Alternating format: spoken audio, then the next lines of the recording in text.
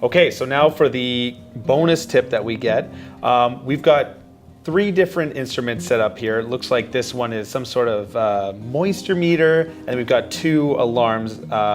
So can you explain how these can really be that last stepping point where homeowners can use these things to really protect their homes? Sure. So one of the things we're talking about is taking care and doing maintenance. If you can't always be looking and spying on something every single day, because maybe you have a life, it really helps to have little devices that can tell you audibly that there is a problem before it gets really bad. So these, like you were saying, this is a moisture meter or a damp detector. Right.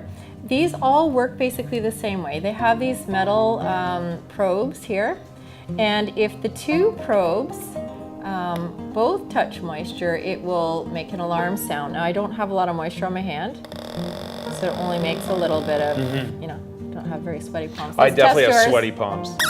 Oh yeah, There you go. very good. Okay, so that means that it's detecting a lot of moisture, and it's making a noise. So we had talked before about wipes. Flushable wipes, the correct. dreaded wipes. I'm Yes. just going to use some of these because they do provide a moist surface as an example. Okay, woo, there we go. Okay. So there are 2 types of alarms. There's this one that sort of looks like a hockey puck. You can put that under your sink if there's a tap leak, or by your water heater just on the floor if there's a water leak. These leaks of pipes and appliances are actually more common than your typical overland floods or sewer backup floods. So these are handy because these are a lot more common type of flood. So it just has a 9-volt battery in there. You have to check it every quarter as well while you're doing your checkup. Again, perfect with the checklist. Yeah, so if it ends up having water on it, it's really annoying, and it tells you to come and take care of it. So that's lying on a flat surface. Something like this would be good if you need the sensor to go down a little bit. So say in your sump pit. Right. So you've got essentially the sump bucket, you've got your float, and wherever the maximum level of the float is that's supposed to trigger the water to empty, put it just above there. It's got a little suction cup, and you want to try to see what happens if it gets wet. Sure. You're afraid, aren't you? Well, you know. Okay. Oh, it's the other side. Oh, the other side. Yeah, See? there's 2 little pins on that side. Yeah. That's pretty loud. So there's all kinds of annoying sounds. Okay. Now, the very interesting thing here is that if you're home, you can hear these. If you have a good sense of hearing. Sure. Not everyone does, of course. So you could get, if you have some hearing challenges, you could connect it to maybe a visual system that would let you know that there is a problem. But these are only good if you're at home. Yeah, exactly. Right?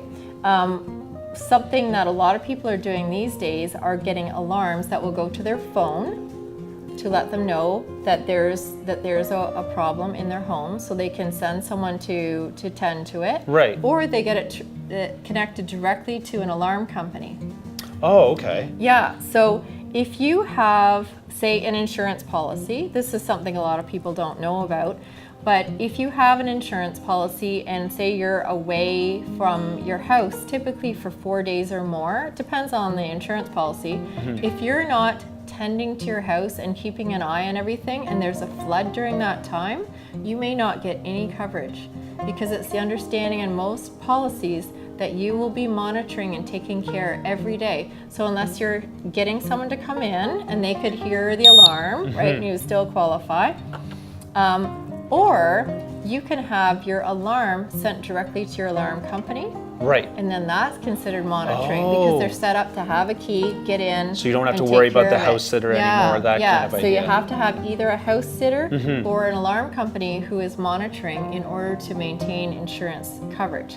Now, like I said, every policy is a bit different, but these are something that could really go a long way to help people make sure that they're dealing with any challenges before they become significant, and also so that if there is a problem, they'll still get insurance coverage. Which is huge, absolutely. Yeah. So these little guys are between $5 and $10. The battery's like $2. Yeah.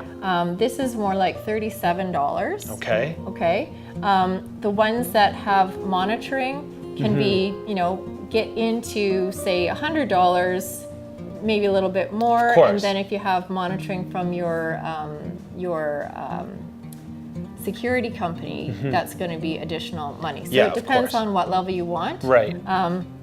But they're very important, and I think we're going to see these more and more as smart homes become the thing. Yes. Everybody's going Yes. to know what's going on in their home, Right. and maybe even remotely be able to turn off the water or something Okay, like that. okay. Yeah. Very so interesting. these are the way of the future. That's why they're a bonus tip, because they're up and coming, and you saw it first. Oh, perfect. Well, thank you very much. And I Okay, you're appreciate welcome. these 3 plus the bonus tip today on how to protect your home from home flood risks. Thank you very Yes, much, Cheryl. You're very welcome.